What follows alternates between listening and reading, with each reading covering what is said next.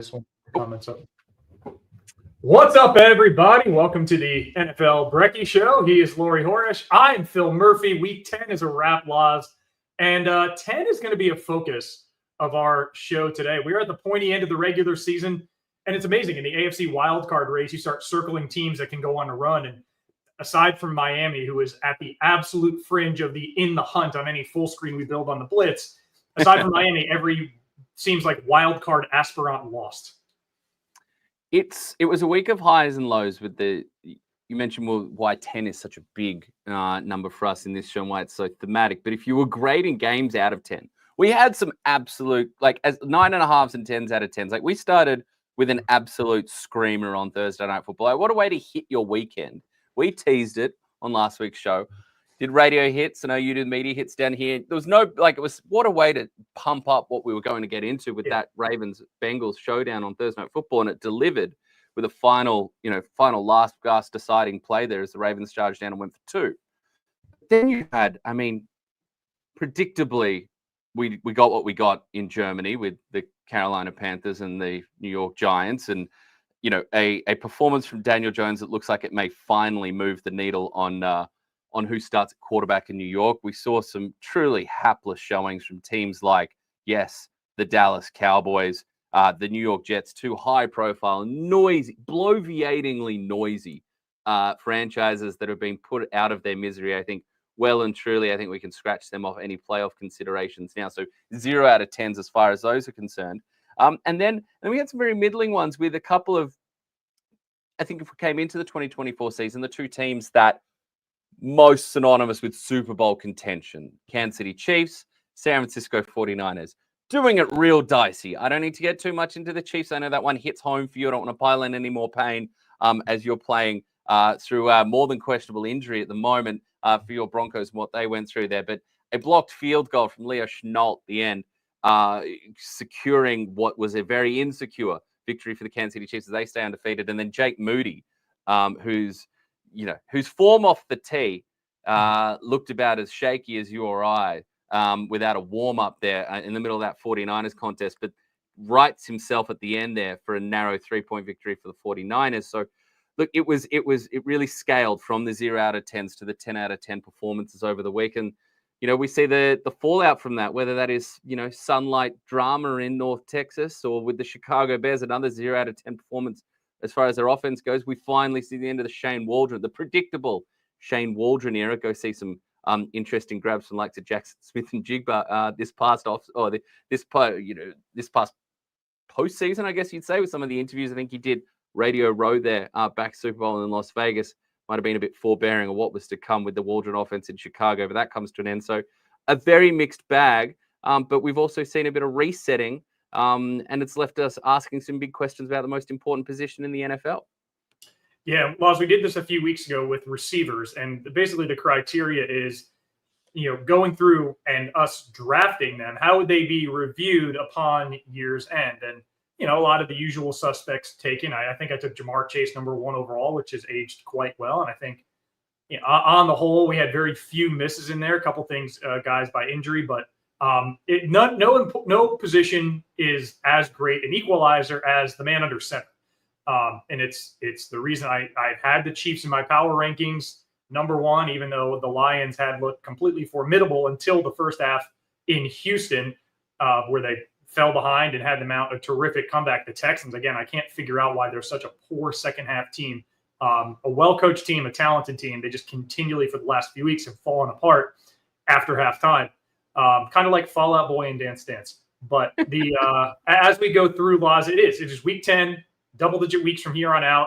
A lot of, you mentioned the Bears, Matt Eberflus today, when announcing the firing of Shane Waldron and the promotion of Thomas Jones, said, positively, we have all 6 of our division games left, alluding to opportunity. The problem is they would be fortunate to win 2 of those 6 games against the Lions twice, Packers twice, Vikings twice.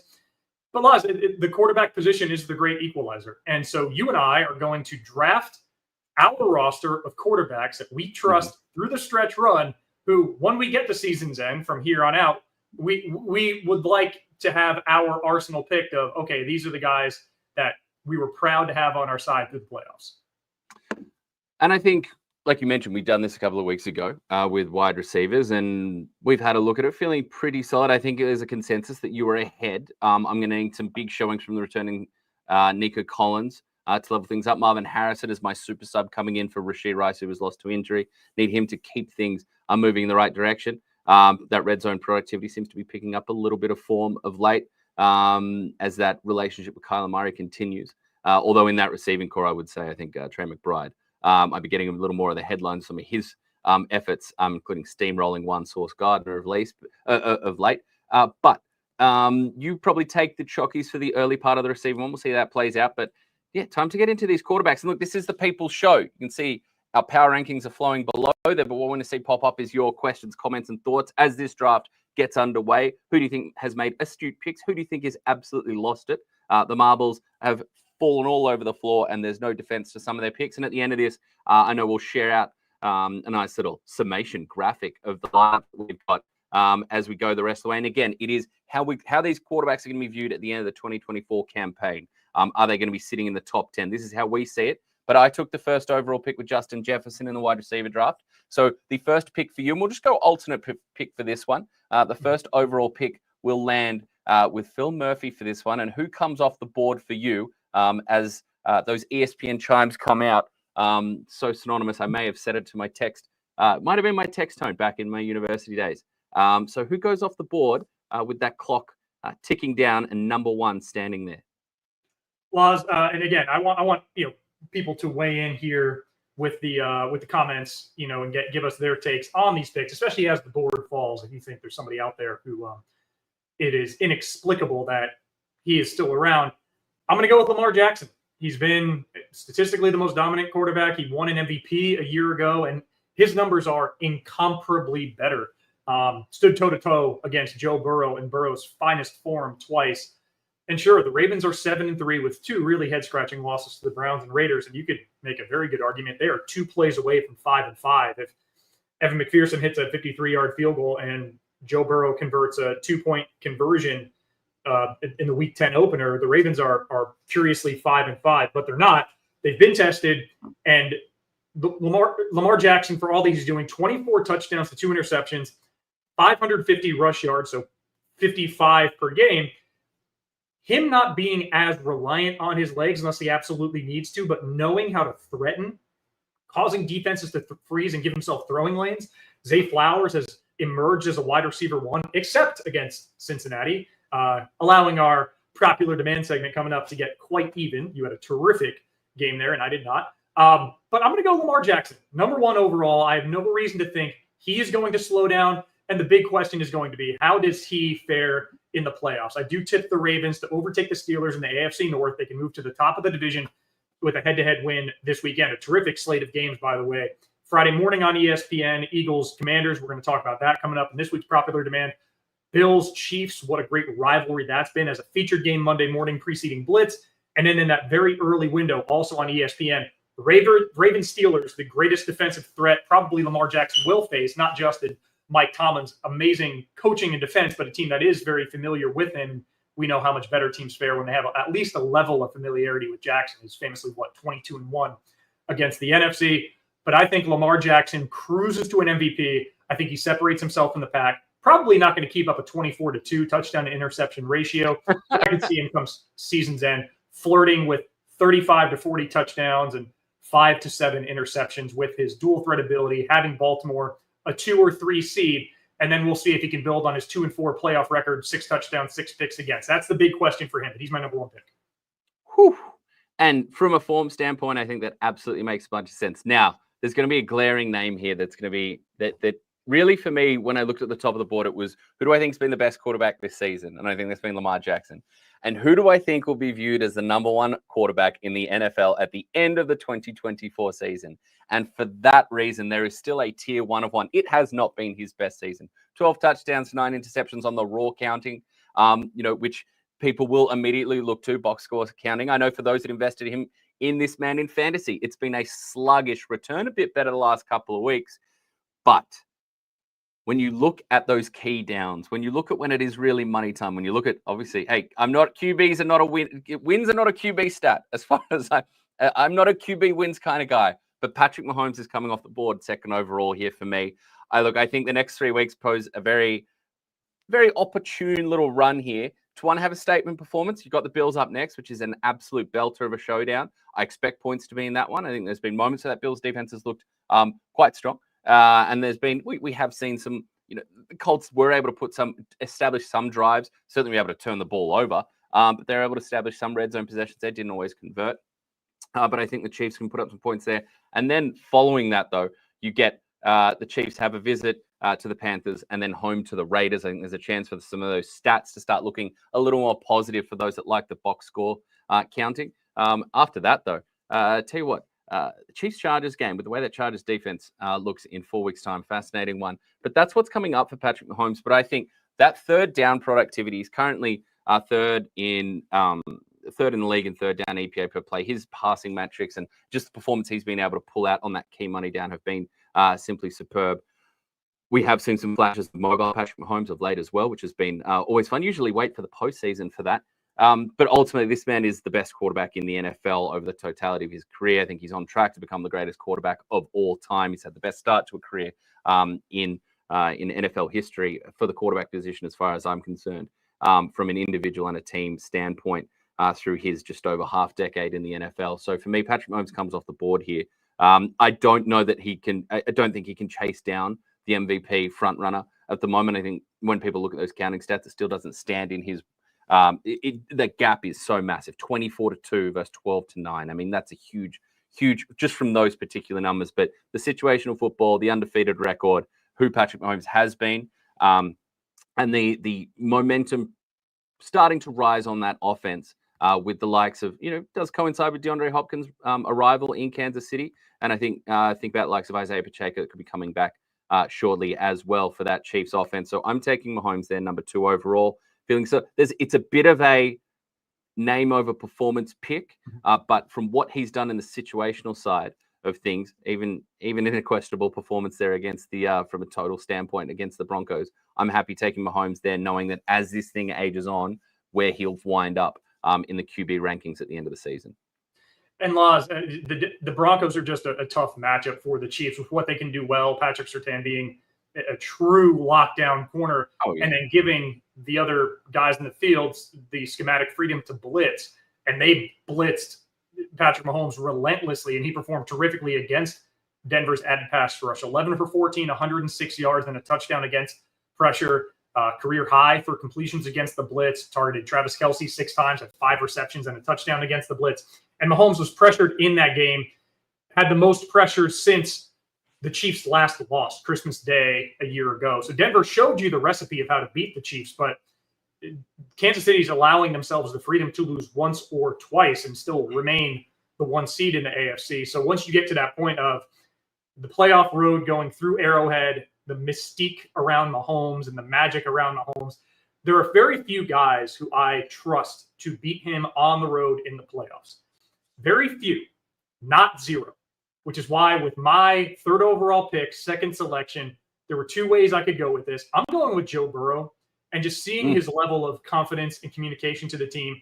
And despite a really calamitous close for Cincinnati, 1-5 in 1-score games, they're just a game behind the Broncos, and they host the Broncos in week 17 for that last playoff spot in the AFC. Their strength of victory metric kind of stinks, but I don't see the Colts getting hot.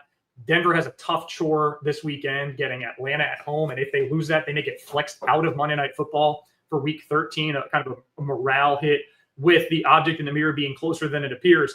I mean, Burrow, a 2-point conversion away from beating the Ravens, a 53-yard field goal from Evan McPherson away from beating the Ravens. He had 9 touchdowns in 2 games against the Ravens. Tell me if they meet again in January at M&T Bank Stadium, there's not going to be absolute fear from Ravens supporters. You're going to see Burrow go for 370 and 4 touchdowns again.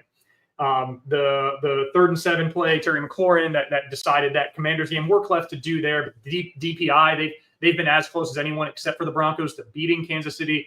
So Joe Burrow, that's been the thing. If he can get this team to the playoffs, his numbers are the only ones that you could even start to measure up against Lamar Jackson. Jackson's are superior But if the Bengals inevitably, ultimately do go on a run, they're visiting SoFi Stadium this weekend to face the Chargers. FPI has them as an underdog in that game, according to FPI's analytics, but that's the only game the rest of the way that FPI gives them a less than 50% chance to win.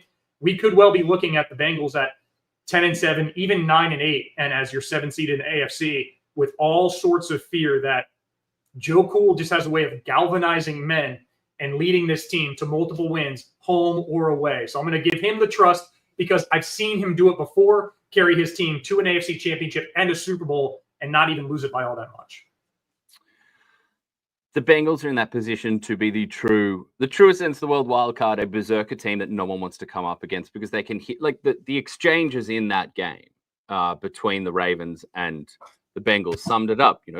We had a series of 3 plays in a row where I think it was a touchdown to the Ravens, a length of the field long bomb to Jamar Chase, and then an interception. I think might have been the next play after that. And I think there was a turnover not long. It was so their rapid fire, their rapid strike capability, and this is doing it without the likes of T. Higgins. And I've been a big supporter of Lex Chase Brown in that offense. I think he adds explosion in that running back spot. But Joe Burrow has been simply fantastic. All questions in the first part of the season about the wrist and the health of that have faded into obscurity as he chases down the possibility of putting up 50 touchdowns on the season. Same with Lamar Jackson. But look, I think we're going pretty chalk so far here, Phil. My board was a little cheaty. I had 1, 2, 3, and 3, and then 5. I couldn't split these two. It was back and forth. You've done the job for me because Josh Allen's coming off the board here at number 4. I feel like you're making the spicier picks so far, and I'm making not legacy picks, but I think if you would come into this season and got everybody's gauge on who the top 2 quarterbacks in the NFL were, there'd be a lot of 1 Mahomes, 2 Allen, and I think that might have been unfair to Lamar Jackson, but I think you would have got a lot of that, and that's who comes off the board here for me. Look, leading your team. A team like the Buffalo Bills that has had questions to answer at wide receiver, and health hasn't helped that. Amari Cooper hasn't been in full flight and missed time since arriving. Keon Coleman's been down. Khalil Shakir has missed time. They've lent on the run game at points of the season. James Cook, Ray Davis is deputized, but Josh Allen for me, once again in the absolute thick of MVP conversation. We know from an analytics standpoint, look, you're looking at EPA per dropback, and he's sitting there at 3rd in the league. And then there's that question about consistency, which is the type of thing that lingers with a quarterback long after they enter the NFL. I think when you have a quarterback that has accuracy issues at the previous level, you're going to always have people fall back to that. It's one of these pedigree things, but sitting there above 50% in success rate, passing success rate, Josh Allen on the season, which shows you that consistency, puts him healthily inside the top 10 there. Productivity on 3rd down is there. There's when you start counting, when you start getting into the competition about counting stats, there is that top tier when you're looking at Lamar Jackson, Joe Burrow, and an unnamed other person when it comes to touchdown productivity. And we'll leave that for now. And then you do get, there's a bit of a gap there, and then you do get into the Josh Allen tier sitting there with the 17 passing touchdowns. But we've seen what he does on the ground as well, just a routinely damaging runner. And the ability to press the trigger at the quarterback position with his arm, and with an ever-improving and underrated accuracy and deliver all over the field. He's limited. We talked about, can Lamar Jackson, keep a 24-2 touchdown to interception rate over the season? No, perhaps not. But let's not turn away from the fact that Josh Allen is sitting there with 17-4, which is a very, very healthy ratio. If we pan this out and we're talking about Josh Allen with something like 40 touchdowns on the season and single-digit interceptions, that continues to build the case for him outside of the crazy plays, outside of what he does when he tucks the ball and run, that he's become an increasingly polished, controlled and sound decision-making quarterback. And looking at those top tier, when it comes to the surrounding cast, I think you'd prefer what Baltimore. I'd prefer what Baltimore have from a receiving running game standpoint. No shots there at James Cook, but Derrick Henry, that running game is something special. We know about the offensive weaponry with someone like a Joe Burrow and Patrick Mahomes. It's been a work in progress, but Kelsey and Hopkins, certainly more established names than Kincaid, and insert the weekly wide receiver one from Buffalo. So there's an additional argument to me that when we are weighing MVPs and weighing QB performances, is that he's had the most rotating cast at the skill position, and is continuing. Yes, box score productivity, advanced stats productivity. We know the tape's always going to jump out with his arm, but winning productivity as well, with the Bills sitting there with a very fine 8-2 record. Law's top 4 seem clear. That seems to be the top tier. All AFC quarterbacks. I'll be quick with 5. For me, best of the rest, I'm going to go with the class of the NFC. And the Cats, who are the Lions, showed they had 9 lives against the Texans. 5 interceptions, rallying from 17-point deficit, 16-point deficit. Teams that had trailed by 15 or more and thrown 5 picks. All time entering that game were 373 and 1. Yet, aided certainly by some miscues by the Texans, Jared Goff and the Lions came back. Goff, magnificent late, 6 for 8, 9.9 yards per attempt, a touchdown in the fourth quarter.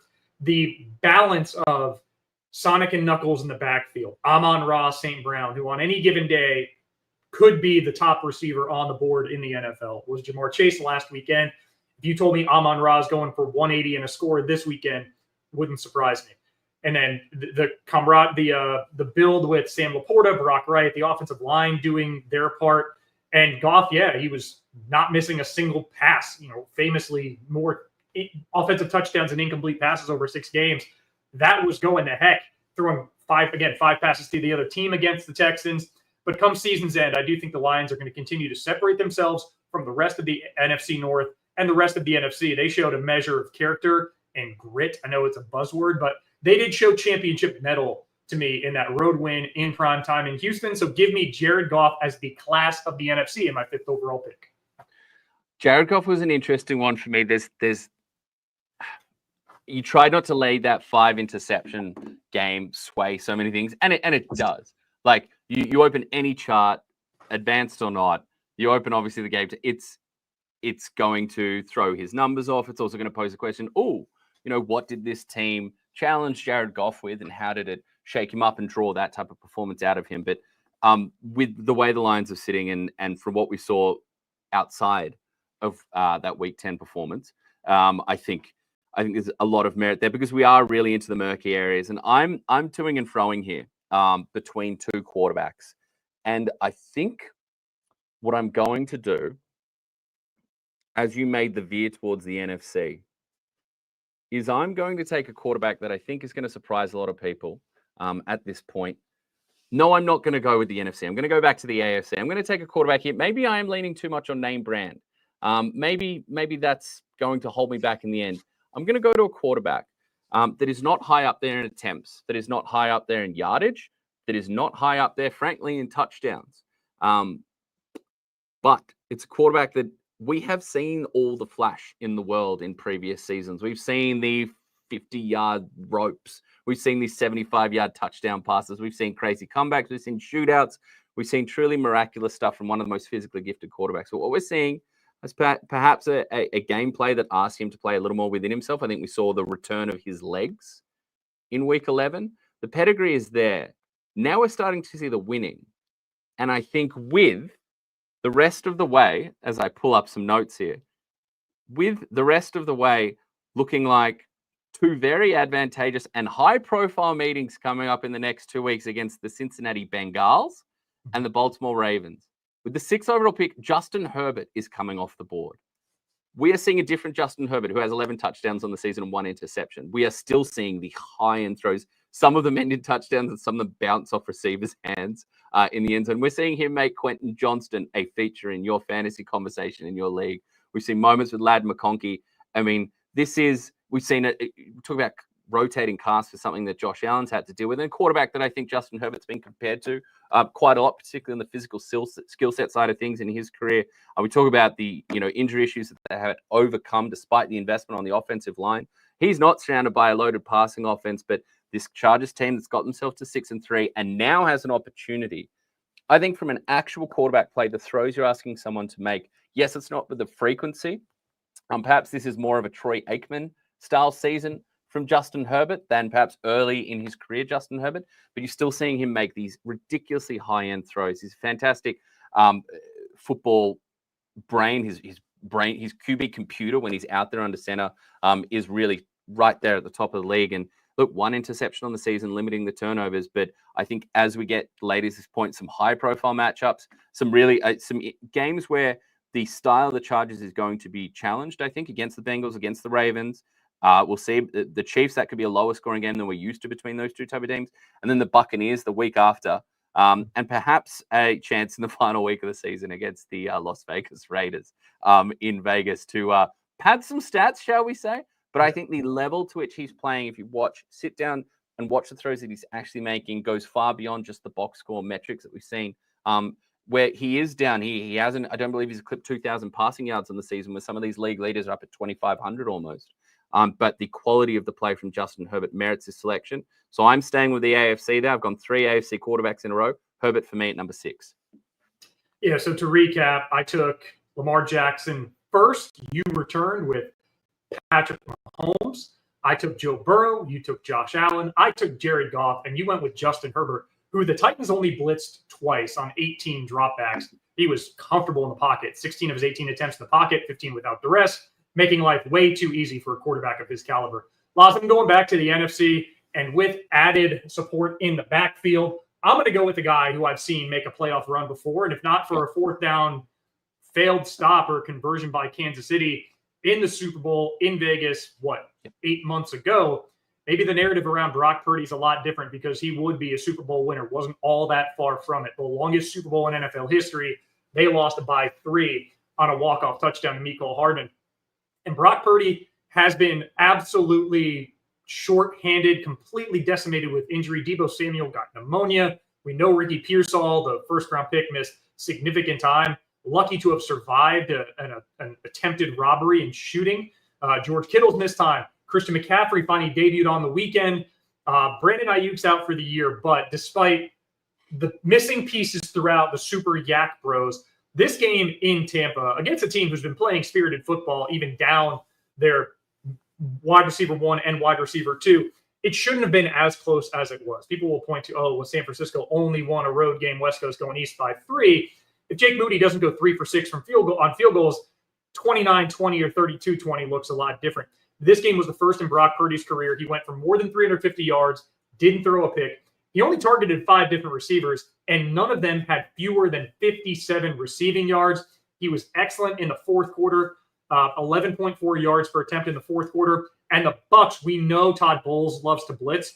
Purdy against the blitz, processing comfortably, 13 of 15 passing, 225 yards on 15 attempts against the blitz. That's bang on 15 yards per attempt. Second best total yardage in his career, and he had his best quarter against the blitz in his career, 138 in the fourth quarter. So Brock Purdy playing with some confidence. The 49ers are about to start climbing the ladder. And I think with him keeping the 49ers afloat and in range, now having, we hope, a full healthy arsenal for San Francisco, we hope, unless you're the Arizona Cardinals, I think this is when everything finally starts to come together for San Fran, and they prove to themselves to be perhaps the greatest threat to the Lions in the NFC. I'll take Brock Purdy. He, in my opinion, this is the best. I know the interceptions are up. I know the turnovers have been up, but I think this is the best tape that we've seen from Brock Purdy. I think some of his work in maneuvering the pocket in less than ideal circumstances, I think his adaptability has been on show. I think he's absolutely worthy in this conversation. I've been someone who's been slower to arrive at the Brock Purdy praise because we'd only ever seen him in these ideal circumstances. And in his previous season where he was on an MVP kind of conversation, then he had a 3-game skid.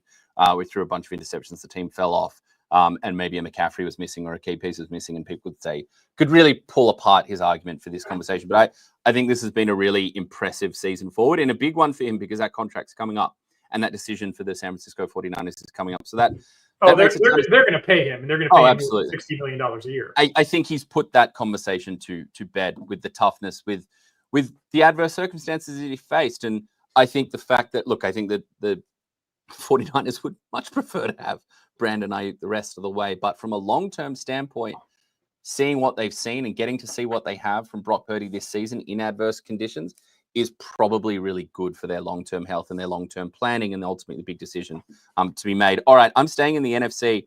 I guess I am going with players that are playing a different style of football and a more responsible version of football this season, and more consistent. And that's Kyler Murray's coming off the board for me here with pick number 8, I believe we're at. Went back and rewatched his last 3 games this morning as prepping for the show overnight, and this morning as was prepping for today's show.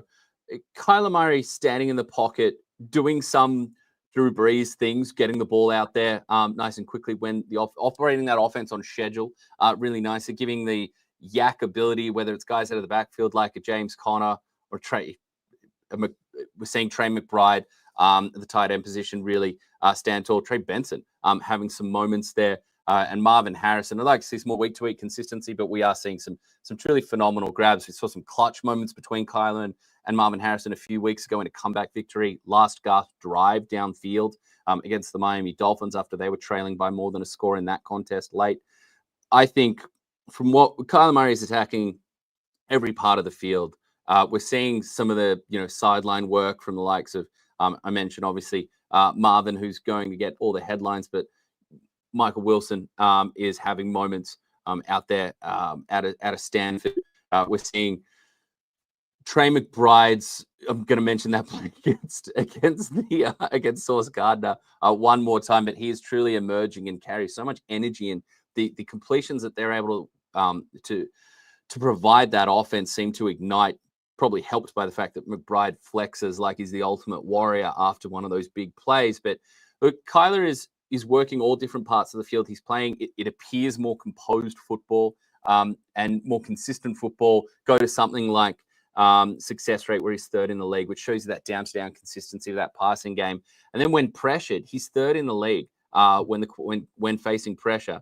3rd in the league in EPA per play on those plays. I think there's still some work for how that team can pick up the blitz, how that offensive line can handle that. We'll say credits to the offensive line because some of the inside lanes that they're opening for James Conner and friends have been truly beautiful to watch. But Kyler Murray, for me, is playing the best football of his career. I think he's a worthy pick at this point.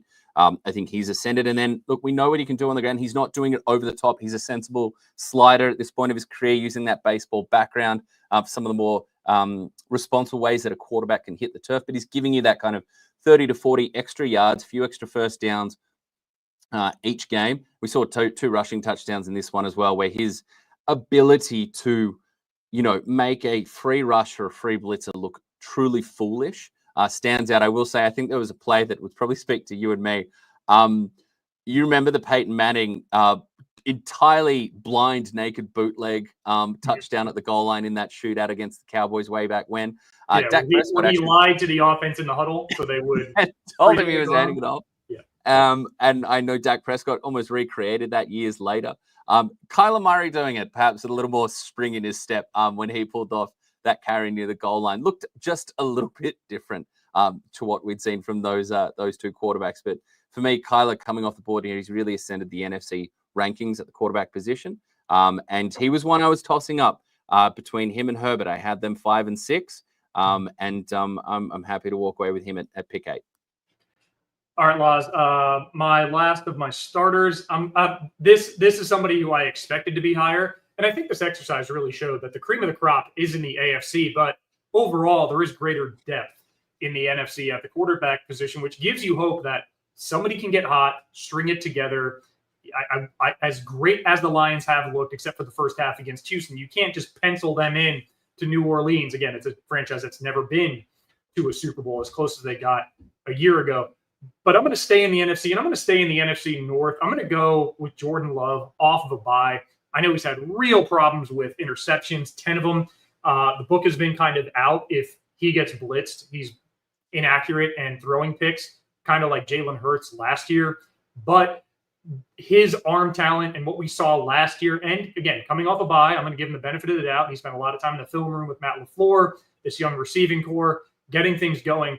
I do think the Packers are going to prove themselves as the second best team in the NFC North, probably the top wild card team, which means they're going to Atlanta in the wild card round indoors.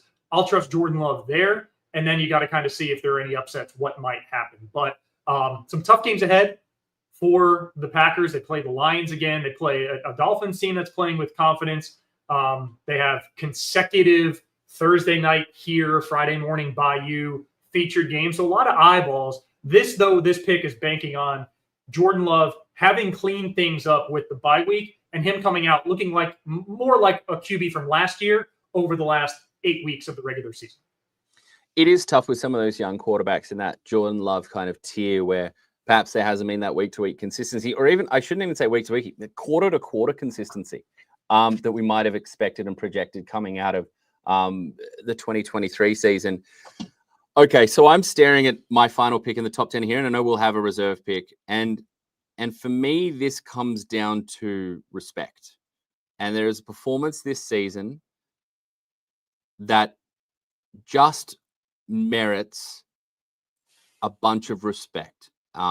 He's earned different messaging from the former quarterback of his team, a Super Bowl winning quarterback of his team, where there was an interesting exchange.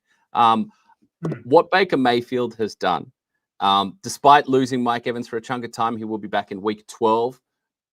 My fantasy team will be hoping and praying it is week 12. Chris Godwin obviously going down. He's made Cade Otton a star. The toughness, the continued productivity despite injuries. We're now seeing injuries on the offensive line. We've seen his ability to work backfield weapons, whether that is Rashad White or Bucky Irvin, who's broken onto the scene. But Baker Mayfield, for me, we mentioned before about those raw passing numbers, and there was a 3-person tier at the top there, that it was Burrow and Lamar. And yes, up there with 24 touchdowns, but a couple more turnovers with 9 interceptions on the season is Baker Mayfield. This man is producing from a stats standpoint at an elite level. Take into account the changing circumstances, a defense that he's having to keep pace, his own defense that he's forced to keep pace with because they are not providing a whole bunch of staunch opposition to opposing offenses out there. But for me, Baker Mayfield, this is a heart pick. I think there were 2 other names on the board, and I'll obviously grab one of them with my super sub pick there.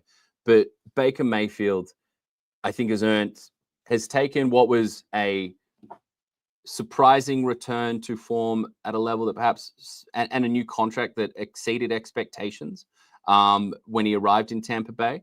But to be sitting there and to be right at the top of the league in things like success rate. Look at his third down production, where he is 4th in third down EPA per play. I talked about glowing. We've talked about Lamar Jackson, talked glowingly about Patrick Mahomes sitting there at third in his third down EPA per play. Well, right behind him on those, in that efficiency and that effectiveness on that key down, is Baker Mayfield sitting there comfortably in the top 5 there, sitting at 4th on the season. So I think from the context of what he's overcoming in Tampa Bay, exceeding expectations, raising the level. I think that's a great way to look. Can you elevate the level of surrounding talent? What we've seen from Baker deserves a nod here at 10. I know we're going to hear about particularly, I think, one name that didn't make it into our 10. I'm sure he'll come off the board in our reserve picks, but Baker Mayfield rounds it out for me. I've gone 3 AFC, 2 NFC to close. Nice little bit of balance before we get into the super subs. Laz, you won't be surprised at this pick. I'm going back to the AFC for my reserve. Somebody who you bottle up what he did through the first 5 weeks of the season, and you were very excited when he had a healthy receiving core, when he had, you could make, again, a cogent argument, top 3 deepest receiving room in the NFL. They've just been decimated by injury. And with Nico Collins potentially coming back, Monday Night Football, 6 days from now in Dallas, a game that I do think the Texans are going to play quite well in. I am willing to forgive some of the issues with offensive line pressure, getting away from a running game that has been very solid once they get Joe Mixon going, both receiving the ball and getting touches. And Nico Collins' return, I think the guy who led the NFL in receiving yards at the time of his hamstring injury, is going to make a significant difference in C.J. Stroud's ability to return to the form that he expected. So much like Jordan Love and all that he showed first year in the spotlight, really, in Green Bay a year ago, C.J. Stroud is terrific rookie season, hit a bit of a roadblock when the Texans got hit with injury. The Texans, I think, again, we feel probably a little bit differently about them. If they didn't blow such a significant lead against the Lions, they have to sort out what has gone wrong after halftime, because this has been a plague for them all season. I mean, you go back, aside from the New England game, they've been outplayed handily in the second half certainly against the Jets and the Lions in the last 2 weeks, one of those far more excusable than the other. But the potential of CJ Stroud having that arm and having more healthy options coming back, I'm happy to take him as my reserve just in case one of my starters goes down. Absolutely. I wouldn't be surprised if we see that turnaround in form. Nico Collins coming back is about as big an X factor as going to return in the NFL the rest of this season, the final kind of 8 weeks of the regular season, short of the playoffs if the Lions make it to the Super Bowl and Aiden Hutchinson does the Kevin Nash. There goes the leg cast. Up he stands. And he or the Terrell Owens, who came back from a not dissimilar injury in a not dissimilar time frame to play in the Super Bowl. Always bringing me back to reality and more accurate references than me going off and dreaming about 90s wrestling again. That is absolutely fine.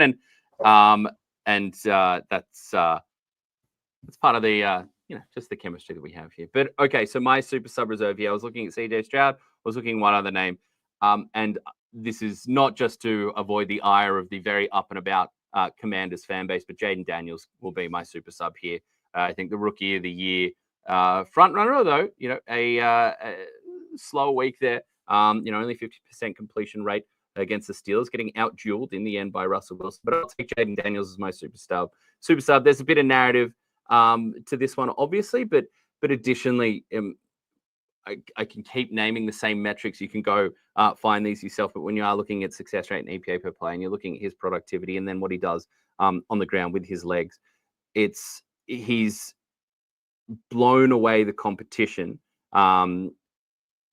with perhaps Drake May pegging some of it back from the rookie quarterbacks in the NFL this season. And I think he's immediately launched himself into, he's the class of quarterbacks in the NFC East in his own division already. I think Jalen Hurts has had a better season than last. I think his work against pressure. His work against the blitz is particularly impressed. Still middling when it comes to when he plays. He was very good against pressure against the Cowboys, at 54% pressure rate, and pieced them up. Yeah, I mean, pressure was good from the Cowboys front. Guys like Micah and Carl Lawson and Osa had decent days. The problem is that pressure gets mitigated when the secondary does those things that the Cowboys, outside of Trayvon Diggs, perhaps were offering up there. But from a pressure standpoint, I think he's 12th in the league in EPA when playing pressure. But far better when facing the blitz. So between himself, when facing 5 rushes or more, between himself or the offensive line, which has had its turnover itself, Jalen Hurts has overcome a few things and improved there, which was obviously a glaring issue coming into the season. But yes, Jaden Daniels for me, back to Daniels. I mean, just an electrifying presence in the NFL already, the class of his quarterbacks in the division and rapidly ascending the NFC side of things as well. So I'm happy to bring him in. And also, I think I'm doing our show a little bit of, not that I'm afraid to offend any of our viewers or annoy them, but I think Jaden Daniels making this list probably saves us a couple of nasty comments coming in from upset Commanders fans. Well, and Laws too. I mean, again, this exercise reveals some things. Cream of the crop in the AFC. Top 4 were in the AFC, and our 4 were the same. We obviously picked different players.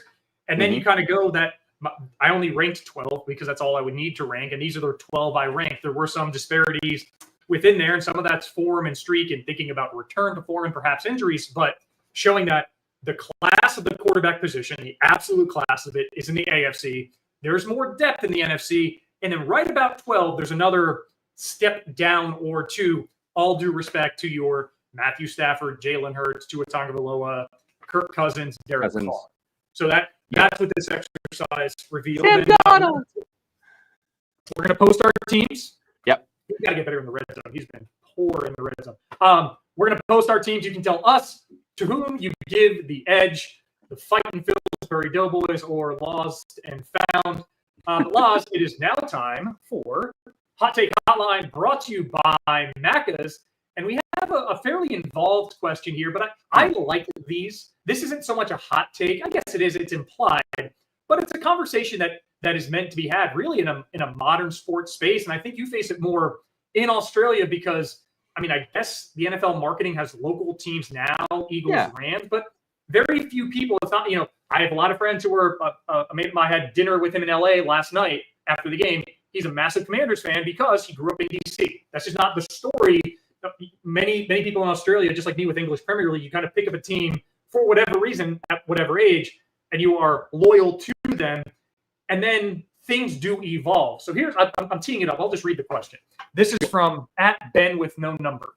And Ben says, opinion on a person's caliber if they change teams due solely to players. Say someone loved Lamar and Henry but followed the Raiders.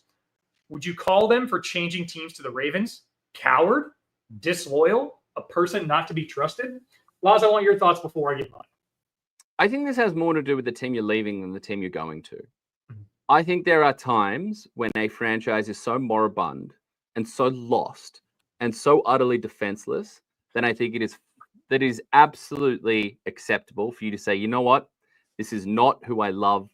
This franchise as a whole. It's not about really the players in itself, but the decision-making, the brass, the ownership, the culture of the franchise, what they stand for, where they're going.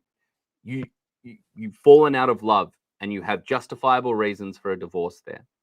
I gave that advice during the Deshaun Watson saga. That's the touchstone example. Yeah, in Houston, I gave that advice to Houston Texans fans before he was traded. I said, you have every right. You have every right to move on.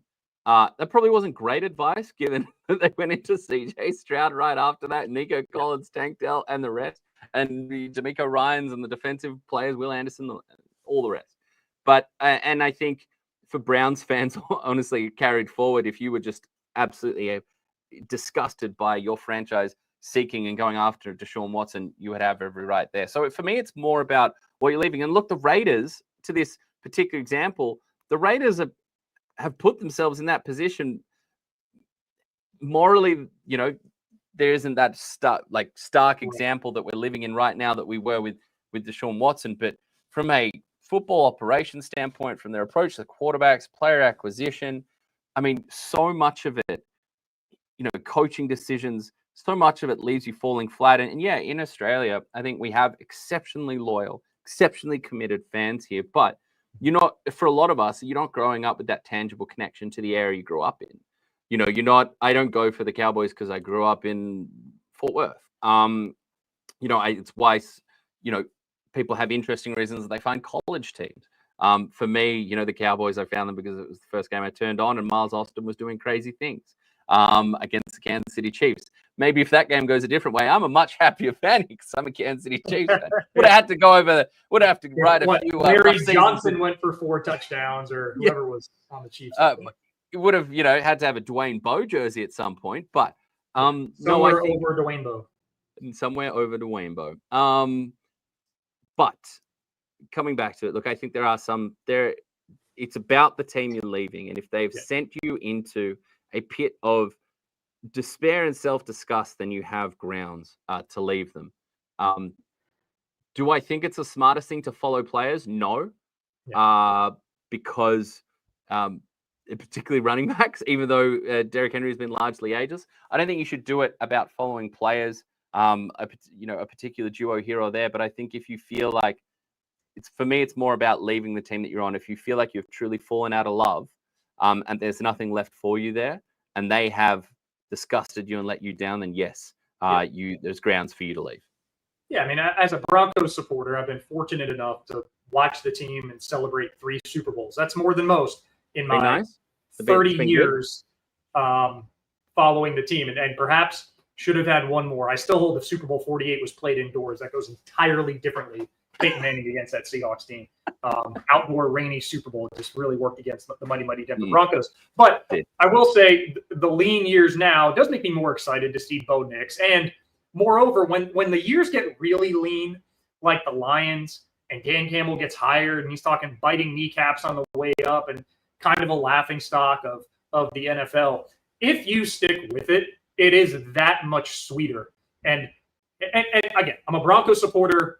They'll be lucky to get the 7th seed in the AFC. I'd be ecstatic if they did and could pick a playoff game from Buffalo. I don't know. But as a Broncos fan, when they're eliminated, you look at the landscape and say, okay, who would I like to see in a Super Bowl? And working in sport, some of it is personal. I ran into an assistant for the Dolphins last night who I had no idea was in the NFL. I've known him for 18 years. He was coaching high school football in Northern Virginia. Name's Rob Farrell. You wouldn't know him, but he was a head coach at high school, very, very, very accommodating for a young reporter, took me in, taught me the game, broke down tape with me, shared his tape, was the catalyst for my first sports show. And it's not an overstatement to say he played a significant part in launching my career. Well, he and I fell out of touch over the 6 years since I left the area, came up to ESPN. I hear somebody shout to me during the game, before the game, on the field, Rob's an assistant with the Dolphins now. He's an offensive analyst working for Mike McDaniel, which doesn't surprise me. He's a brilliant football mind. But now I'm like, wow, I have a soft spot for the Dolphins. How cool would it be to see this team come together and maybe make some noise because there's a personal friend? And it gets tough, Laz, when, again, Broncos supporter, the Chiefs should be my least favorite team. My favorite team is the Broncos. Second favorite should be whoever's playing the Chiefs. But Charles Omenihu, who's a kid I've known since he was 16, tore his ACL in last year's AFC Championship game whilst sacking Lamar Jackson. Long road to recovery. He posted on Instagram today, basically teasing that he's getting very close to returning for the Chiefs. When 9-0 plays, I'm going to smile, even though it makes my team's life objectively harder because I know the kid. So that's really where things get tough, is when you work in this space. And these aren't humble brags. It just gets complicated the closer you get to it. So I don't want to paint with such a broad brush to say coward, disloyal. Listen, if somebody's just sad that the Raiders aren't good and they're jumping to the Ravens, there are bandwagon supporters in every sport. You can't prevent that. Allow them to be happy. But if there are some, moribund reasons that a team, somebody wants to switch teams' loyalty, or again, they come into a relationship with somebody and he or she is from that area and they decide to, all right, we're all going to support the Ravens in our house then, to have it be our Monday morning tradition. Everybody has their own story. And it's been so cool, and it's been such a privilege to be able to kind of feed that fire of a fan base who really earns it. Everybody in Australia and even New Zealand, even though they get a couple hours more to sleep, setting their alarms every Monday morning to watch these games live, and then, giving us the time of day on the show. So I can't criticize too much. But to your point, it's not, I'd be painting with too broad of a brush if I said you should never switch allegiances. I haven't. I'm glad I didn't. And if your team's just stinks, these things have a way of correcting, and it will be sweeter once they come around. I'm not ever going to do that. I know where my heart sillily beats for. But a lot of the criteria we're talking about, I think, Phil, it would be fair to ask whether those criteria are being met by the Dallas Cowboys at this point, with no end in sight, with ownership, with its head firmly buried under the sand. Ironically, would be a good place to dodge any glaring sunlight coming in that was unwanted. I mean, the fact that the Dallas, it's when I was looking at Hot Take Hotline this week, and this is more of a deep thinking version of Hot Take Hotline, this is Hot DNM Hotline. But I was thinking I'm to add my own hot take this week and just go on a rant about a Cowboys team that is so lost that their only hope for relevance right now is the ownership digging their heels in on not closing curtains on self-blinding sunlight through a window because a stadium was built north to south. Instead of being built north to south, it was built east to west. Is that right, Phil? That's how the sun works? Yeah. You're our science lead on this show. So I think my team's starting to meet a lot of the criteria for legitimate grounds for departure, but it's not something I'd ever do. But for those out there feeling that way about their team, know that it doesn't make you a bad fan to feel these things. I'm not someone who's there at this point, but it's part of the challenge, and I think it's part of the hope that spring's eternal. That one day things will turn around, that the talent will tip the right way and the breaks will go your way and that your team breaks through. But in closing, when it's just about results, stick with it. Because like Phil said, the victories are the sweetest things.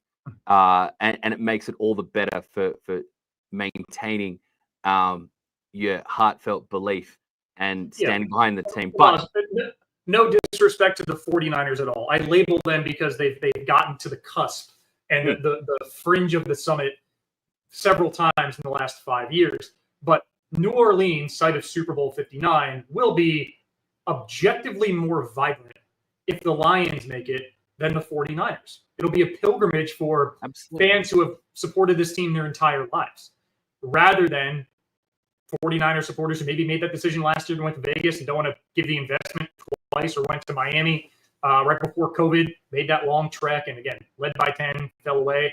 So I just look at those two teams, and it is because it's sweeter for Detroit. And so that would be my one bit of encouragement. It's worth it to wait, and it doesn't stop you from, having partisan interest in the well-being of a team.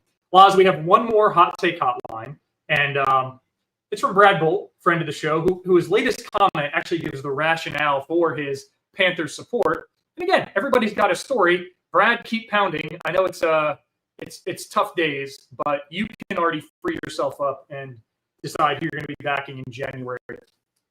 Panthers followed him on Twitter when he was trying to pick a team. And Brad, ever loyal, but his hot take hotline is the Panthers aren't the worst team in the league, and the rookies have all been good building blocks for the future.